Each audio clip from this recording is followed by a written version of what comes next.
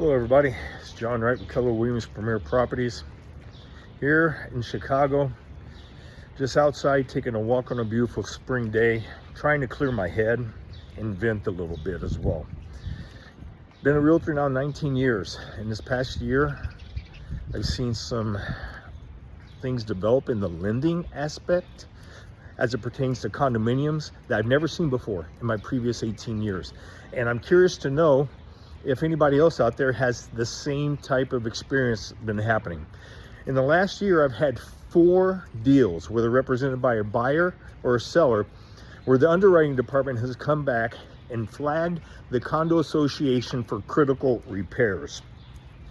And they would not issue the loan. And it didn't have anything to do with the condo unit itself.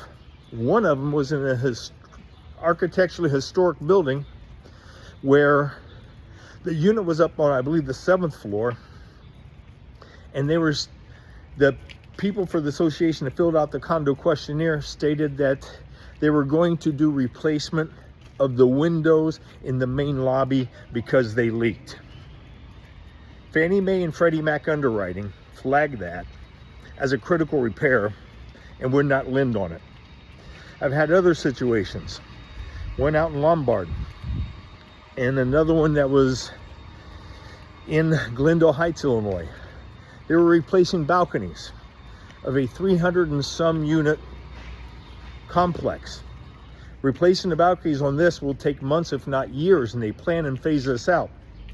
Fannie Mae and Freddie Mac Underwriter would not lend the money, or shall I say approve the loan, due to the fact that the project was not completed yet. Now, I'm being told that all this goes back to the Surfside condos that in 2021 fell apart. What that was a horrible incident where 98 people died, but it had absolutely nothing to do with issuing a blanket statement nationwide to be able to require construction projects to be completed before Fannie Mae and Freddie Mac will approve a loan. Now, I've had 4 of these roadblocks in a year where this has never happened before in the previous 18 years. I think this needs to go up to Scott Turner, who's on the administration, Department of HUD, Housing and Urban Development, because this has to stop. There has to be a case-by-case basis. You cannot penalize a unit. And in this one particular time, on this one project, the unit for my condo that I was attempting to sell was completed. In fact, the building was completed, but other buildings had to be done, and the underwriter would not allow it because it said Fannie and Freddie were blocking it because they didn't prove that the project was completed on the critical repairs. So I know I can't be the only realtor out there.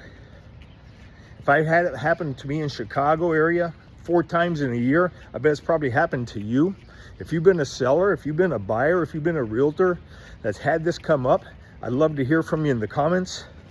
And this is something I think that really we should take to our legislators and take to the Department of Housing and Urban Development, because they got to fix this.